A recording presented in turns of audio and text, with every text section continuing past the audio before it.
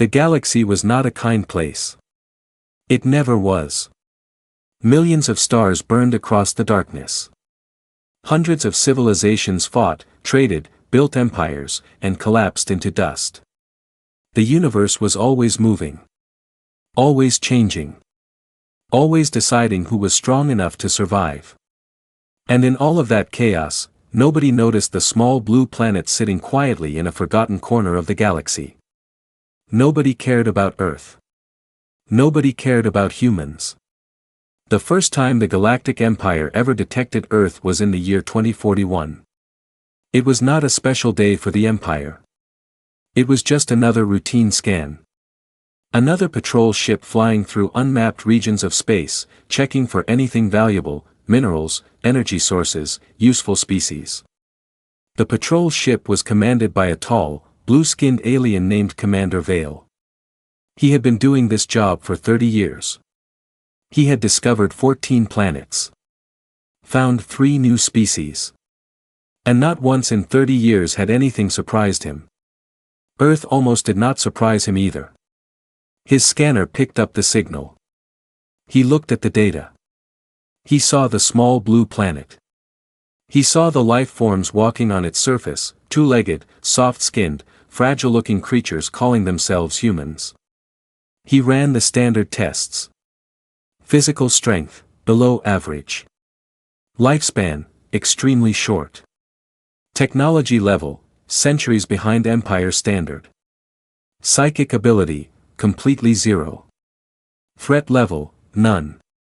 Commander Vale leaned back in his chair and looked at the results for exactly 4 seconds. Then he typed his official report in the Empire's records. Planet Earth. Species, human. Status, irrelevant. Recommended action, none. He closed the file. He never opened it again. And just like that, with 4 words in a forgotten report, humanity was erased from the galaxy's attention. No attack. No contact. No warning. No help. Just silence. The Empire flew away. The galaxy moved on. And Earth was left completely alone, like a book nobody wanted to read, sitting on a shelf, slowly collecting dust. 500 years passed. For the Empire, those 500 years were full of great events. Wars were fought over entire star systems. New technologies were invented. Powerful alliances were made and broken. Species rose to greatness and others disappeared forever. The galaxy was always busy. Always loud. Always moving. And through all of it, not one council member, not one scientist, not one Empire soldier ever thought about Earth again. The file stayed closed. Humanity stayed forgotten. But here is the thing about humans that Commander Vale never understood. Here is the thing that no alien, no scientist, no Empire leader ever thought about when they looked at that report and saw the word irrelevant. Humans do not accept the word impossible. Humans do not stop when things get hard. Humans do not stay weak. While the Empire was busy ruling the galaxy, humans were sitting alone on their small blue planet, with no help, no guidance, no outside technology, and they were doing what humans have always done since the very beginning of their existence. They were figuring it out. Every problem that came, they solved. Every wall they hit, they broke through. Every time the universe said, "You cannot do this," humans looked back at the universe and said, "Watch us." They failed thousands of times. They made terrible mistakes. They had wars of their own, disasters of their own, dark periods that nearly ended everything. But they always came back. Every single time, they came back. And with every failure, they learned something new. With every disaster, they grew a little stronger. With every dark period, they came out the other side a little harder, a little smarter, a little more dangerous than before. The galaxy did not see any of this. The galaxy was not watching. That was the galaxy's biggest mistake. Because while nobody was watching, humanity was becoming something the galaxy had never seen before. Something that no empire test could measure. Something that had no name in any alien language. Space is very quiet. That is the first thing every human astronaut notices when they leave Earth for the first time. No wind. No sound. No life. Just endless dark emptiness stretching in every direction, so vast, so deep, so completely silent that it makes even the bravest person feel very small. Most species found that silence frightening. Humans found it useful. The year was 2287. 246 years after Commander Vale had closed that file and flown away, a small human ship quietly crossed the boundary of Earth's solar system for the very first time. No announcement was made. No permission was asked. Humans did not even know they were supposed to ask permission. Nobody had ever told them the galaxy had rules. Nobody had ever told them where they could or could not go. The Empire had simply left without saying a single word. So humans did what humans always do when nobody tells them the rules. They made their own rules. And rule number 1 was simple. Keep moving forward. The ship was small. Old by Empire standards. It would have made every Empire engineer laugh out loud. It had no advanced weapons. No faster-than-light drive. No alien technology of any kind. But it worked. And it was heading into deep space. The crew was 7 people. 6 scientists and 1 pilot. They were not heroes. They were not soldiers. They were just 7 ordinary humans with extraordinary curiosity, sitting inside a metal box, flying into the unknown, completely alone. Their commander was a quiet woman named Dr. Narration. On the night they crossed out of the solar system, one of her crew members, a young engineer named Marcus, floated over to the window and looked out at the endless darkness. "Do you think anything is out there?" he asked quietly. Dr. Chen did not look up from her work. "Everything is out there," she said simply. "Are you scared?" Marcus asked. She was quiet for a moment. Then she smiled slightly. "Terrified," she said. "Now get back to work." They kept moving forward. And after them came more ships. Then more after that. One by one, quietly and without any announcement, humanity began spreading through the dead zones of the galaxy, the empty, worthless regions that no Empire ship ever visited because there was nothing valuable there. No minerals. No energy sources. No strategic importance. Just emptiness. Humans looked at that emptiness differently than everyone else. Other species saw nothing. Humans saw space to build. By the year 2401, humanity had constructed its first deep space station. They called it Station Prometheus. It was built in complete darkness, at the edge of a dead zone that no Empire map even bothered to name. It took 31 years to build. Thousands of workers. Countless failures. 3 catastrophic accidents that nearly ended the entire project. But on a cold Tuesday morning in 2401, Station Prometheus came online. It was not beautiful. It was not elegant. It was big, heavy, slightly uneven on one side because of a construction problem nobody had ever fully fixed. But it worked. And inside its walls, something extraordinary was happening. The greatest human scientists from every corner of Earth had gathered together in one place, isolated from everything, distraction-free, focused on only one goal. Understanding the universe. Not for profit. Not for power. Not for any empire or any government. Just because they wanted to know. Just because humans have always looked up at the stars and asked why, and refused to stop asking until they found the answer. The questions they were trying to answer were the biggest questions in existence. What holds a dying star together in its final moments? What happens at the exact center of a black hole? Can the collapse of space itself be stopped, or reversed? Every alien scientist in the galaxy had looked at these questions and eventually reached the same conclusion. Impossible. The Empire's greatest mind, a 4-armed, 7-feet-tall genius named Scholar Dren, had spent his entire life studying these questions. He had written 47 books. Received the Empire's highest scientific honor 12 times. And after decades of research he had come to one clear, confident, final answer. The mathematics do not allow it. Space collapse cannot be stopped. A dying star cannot be stabilized. These are not engineering problems. They are universal laws. And universal laws cannot be broken.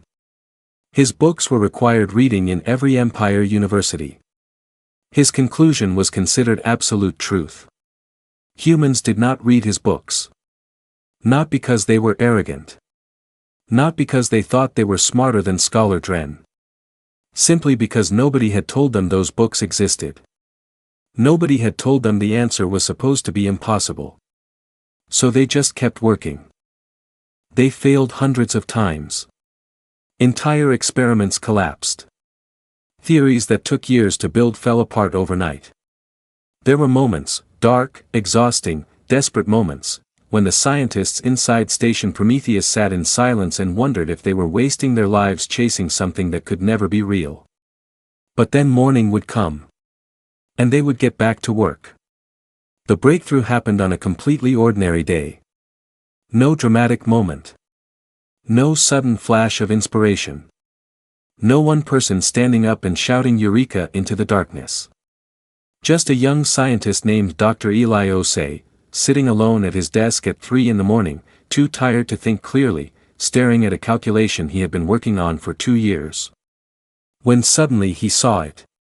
A pattern inside the numbers that nobody had noticed before.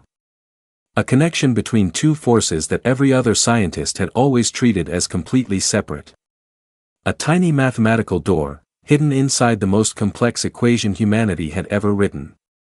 That opened into something extraordinary. He stared at it for a very long time. Then he picked up his communicator with shaking hands and called his supervisor. "Sir," he said quietly. "I think I found something." They called it the anchor. It took another 40 years to build the first working version. 40 more years of failure, rebuilding, testing, and starting over. 40 more years of quiet, invisible, unnoticed human work happening in the darkness while the galaxy paid attention to everything else. But when the anchor finally activated for the first time, a dying star stabilized. The collapse stopped. The star, which every law of physics said should have been dead in hours, simply kept burning. Steady. Calm. As if nothing had ever been wrong. The scientists inside Station Prometheus stood and watched their instruments in complete silence for a very long time. Then someone started crying. Then someone else started laughing. Then everyone was doing both at the same time, crying and laughing together, because they had just done something that the greatest mind in the galaxy had written 47 books explaining was completely impossible. By the year 2521, humanity had built 47 anchor stations. Spread silently across the dead zones of the galaxy. Fully operational. Fully armed. Completely invisible to every Empire scanner because the Empire had never once bothered to look in those directions. The galaxy had no idea. The galaxy was still busy. The galaxy was still not watching. But that was about to change. Because far away, in a dark region of space even deeper than humanity's stations, something ancient had woken up. Something with no name. Something with no mercy. Something that had been sleeping for millions of years.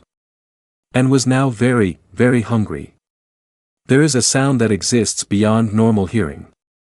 Not a sound that travels through air. Not a sound that any ear, human or alien, can physically detect.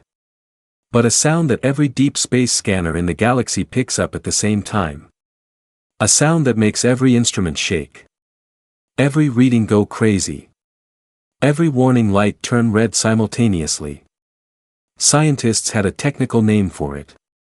But everyone who heard it for the first time simply called it the pulse. It came on a Tuesday.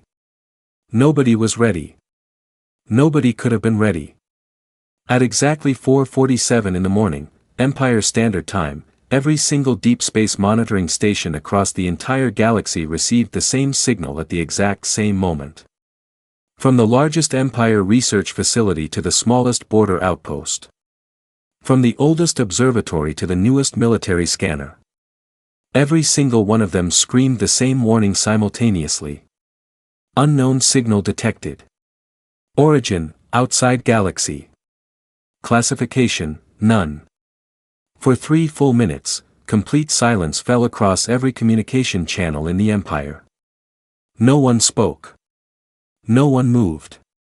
Because every scientist, every soldier, every commander who saw that warning understood immediately what the words, outside galaxy, truly meant. Nothing came from outside the galaxy. Nothing was supposed to come from outside the galaxy. The first report reached Grand Council leader Mara Sen at exactly 5:02 in the morning. She was already awake. She had felt something, a strange unease that had pulled her out of sleep an hour earlier. She could not explain it. She had simply sat up in the darkness of her room, looked out at the stars through her window, and felt a deep, uncomfortable feeling that something was very wrong. When her assistant rushed in with the report, she was not surprised. She read it once. Then again. Then a third time. Then she set it down very carefully on her desk and said in a completely calm voice. "Get me every senior scientist on a call. Right now. Wake them all up." Within 6 hours, the Empire's 40 greatest scientific minds were gathered together. The data they were looking at made no sense. The signal was not just a sound. It was not just a wave of energy moving through space. It was something far worse than that. It was a pattern. A moving, spreading, consuming pattern that was slowly eating its way through the outer edges of the galaxy like fire eating through dry paper. Wherever it touched, stars went dark.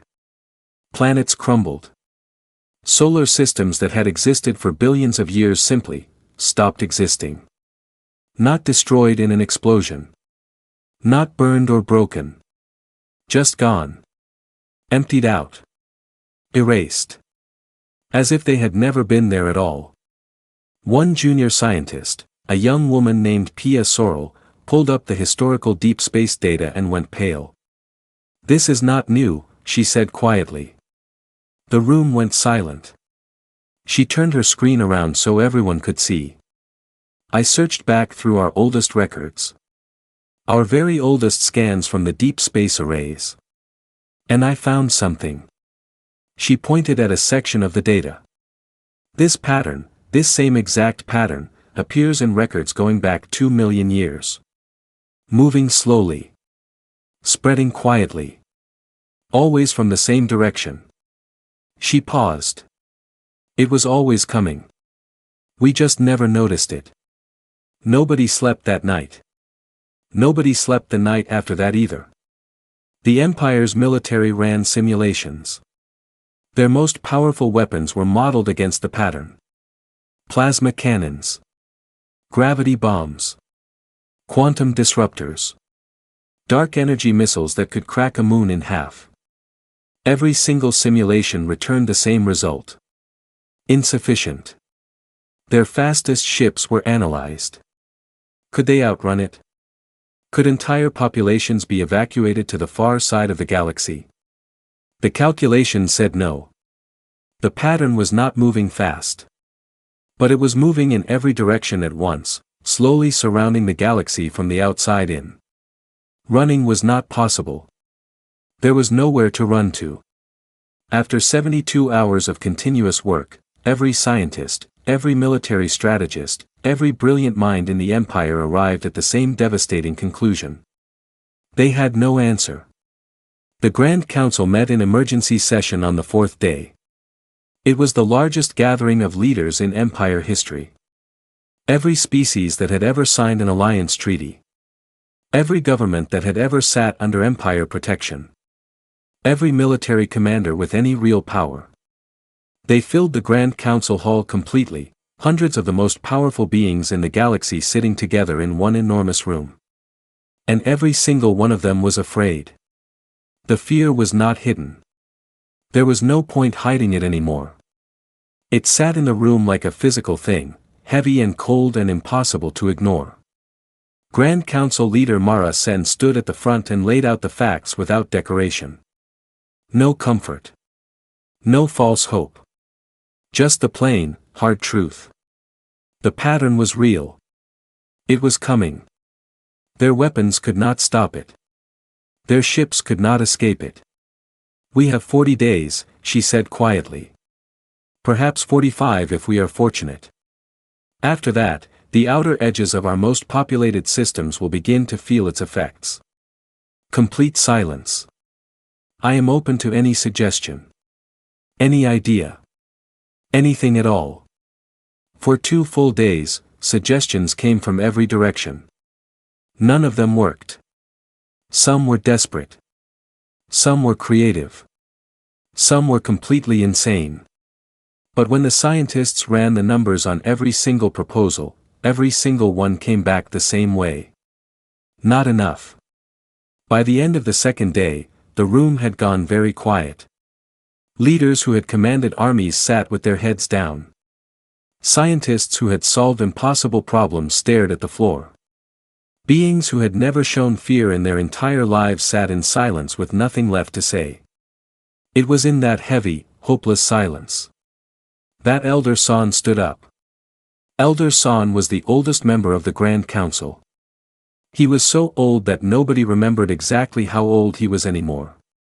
His skin was pale gray and deeply lined. He moved slowly. He spoke slowly.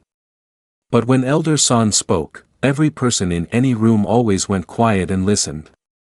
Because Elder San had never once in his very long life said anything that was not worth hearing. He stood up carefully. He looked around the room slowly. His old eyes moved from face to face, taking in every leader, every scientist, every commander sitting in silence. Then he spoke. There is a technology, he said. His voice was quiet but it carried perfectly across the entire hall. A technology that could, in theory, stop what is coming. Something that could stabilize the pattern.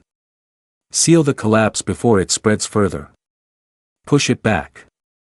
The room woke up immediately. Heads lifted. Eyes focused. Mara Sen leaned forward. What technology? Who built it? Which species? Where is it? Elder San was quiet for a moment.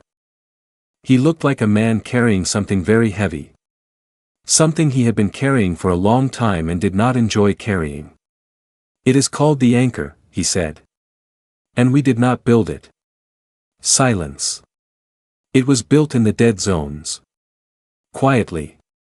Over hundreds of years. By a species that worked completely alone, because we gave them no other choice. More silence. Deeper this time. 47 stations. Fully operational. Spread across the exact regions of space that this pattern must pass through before it reaches our core systems. Mara Sen's voice was very careful when she spoke next. Which species? Elder San looked directly at her. Human, he said simply. The reaction was immediate. Confusion first. Then disbelief. Then something uncomfortable, a feeling that moved through the room like a cold wave. Guilt. Because every senior leader in that room knew exactly what humanity was. They knew exactly what had been done, or more accurately, what had not been done. The file that was never opened. The species that was marked irrelevant and forgotten. The small blue planet that was left completely alone for 500 years. One military commander, a large, powerful being named General Roth, spoke what several people were thinking. They will never help us, he said flatly. We ignored them for 5 centuries.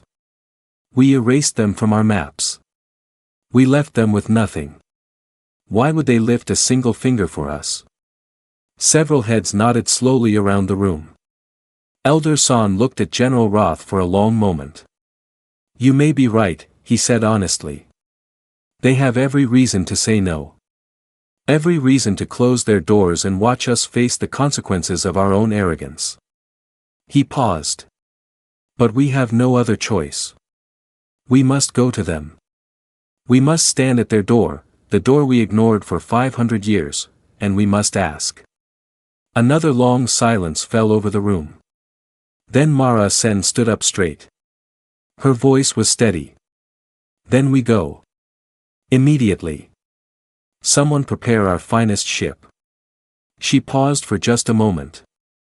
And someone tell me everything we know about humans. That night, for the first time in 500 years. An Empire ship set a course for a small blue planet in a forgotten corner of the galaxy. The most powerful empire in existence was going to knock on humanity's door. And as that ship moved through the darkness toward Earth, not one person on board could answer the only question that truly mattered. Would humanity answer? And on Human Station 1, on a quiet observation deck overlooking the endless stars, Admiral Sarah Okafor stood alone with a cup of coffee, watching the darkness. Her scanner had already detected the incoming Empire ship. She had known for 6 hours. She simply stood there. Watching. Waiting. Saying nothing. A small smile on her face. The Empire ship was the most beautiful vessel ever built. That was not an opinion. That was simply a fact that every species in the galaxy agreed on without argument. It was called the Eternal Sovereign, a ship so large, so perfectly designed, so covered in golden lights that when it moved through space it looked less like a vehicle and more like a small traveling city made of stars. It had never been used for anything ordinary. It carried emperors to coronations. It transported the most powerful leaders in the galaxy to the most important meetings in history.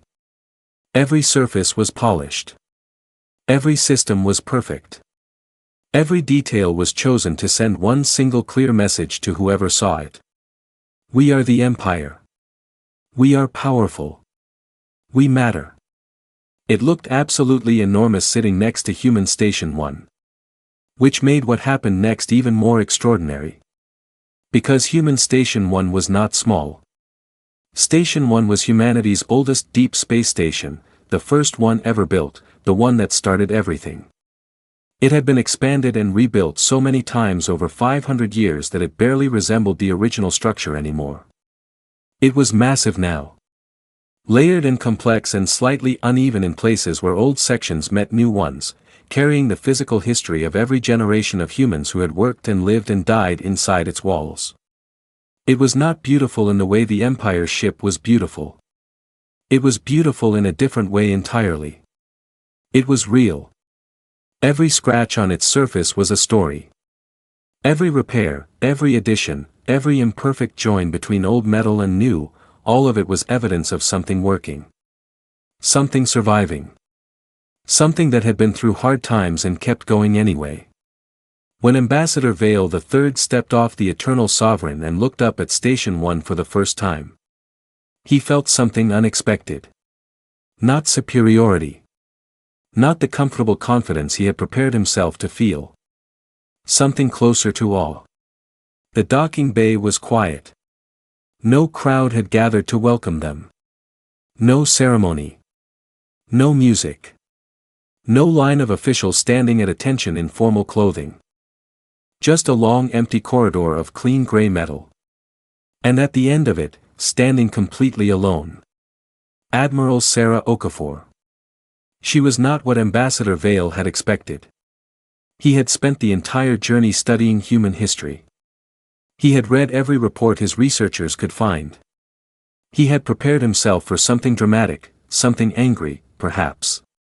Some visible sign of 500 years of abandonment sitting on the surface of whoever came to meet them. Instead he found a woman of about 60 standing quietly in a simple dark uniform. No extra decoration.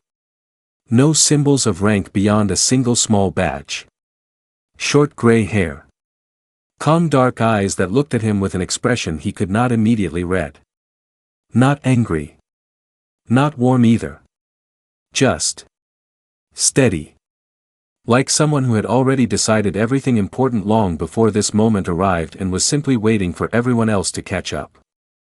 Ambassador Vale walked forward with his full delegation, 12 officials, 2 senior scientists, 4 military advisors, all in their finest formal clothing, and stopped a respectful distance from her. He had prepared a speech. A long, carefully written speech that his team had worked on for the entire journey. It acknowledged the Empire's historical failure. It expressed genuine regret. It outlined the crisis in precise detail. It made the formal request in the most respectful language the Empire's finest writers could produce. He had practiced it 40 times. He opened his mouth to begin. Sarah held up one hand. He stopped. She looked at him for a long quiet moment. Then she spoke, and her voice was exactly like her eyes. Steady. Unhurried. Completely certain. I know why you are here, she said simply.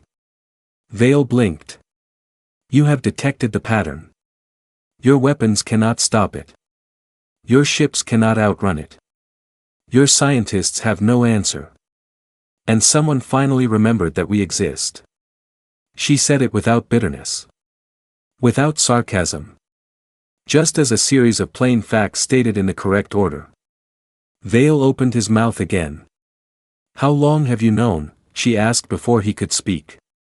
About the pattern, he said carefully. 4 days. We came immediately after. No, Sarah said. How long have you known about us? About what we built out here. A pause. Vale looked at the floor for just a moment. A patrol ship discovered your stations approximately 3 months ago, he said quietly. The report reached Senior Council level 2 months ago. Sarah nodded slowly. As if this confirmed something she had already suspected. So for 2 months, she said, the Empire knew we were here. Knew what we had built. And said nothing. Sent no one. Made no contact. The Council was assessing the situation, Vale said carefully. The Council was deciding if they needed us yet, Sarah said. Silence. Vale did not deny it. Sarah turned and began walking. Come, she said simply. Vale and his delegation followed her through long clean corridors, past laboratories where humans worked quietly at complex equipment, past training rooms where young soldiers moved through exercises, past engineering bays where enormous machines hummed with controlled power. Nobody stopped working as they passed. Nobody stared at the delegation. Humans glanced up, noted the visitors with calm curiosity, and went straight back to work. As if an Empire delegation walking through their station was interesting but not particularly important. Vale noticed this. He noticed it very carefully. He had visited dozens of worlds in his career. Wherever the Empire went, people stopped. People stared. People stood straighter and spoke more carefully and adjusted themselves in 100 small ways to the presence of imperial authority. Here, nobody adjusted anything. Humans just kept working. Because to them, the Empire was not authority. The Empire was simply a visitor. Sarah led them into a large circular room near the center of the station. One entire wall was a window, floor to ceiling, edge to edge, looking out into open space. And through that window, stretching across the darkness in a long careful arc, the distant shapes of anchor stations were visible. Enormous structures of human engineering sitting silently in the void, patient and powerful and utterly still. Vale's lead scientist, a nervous young alien named Doss, walked to the window and stared. His mouth opened slightly. He pulled out his scanner and looked at the readings and then looked back up at the stations and then back at his scanner. These readings are. He started. Accurate, Sarah said, sitting down at a table in the center of the room. But the energy output alone would require. Sit down, Sarah said calmly. I will explain everything. But first. She looked directly at Ambassador Vale. Ask me properly, she said. Not with a prepared speech. Not with formal empire language. Just ask me. One person to another. Vale looked at her for a long moment.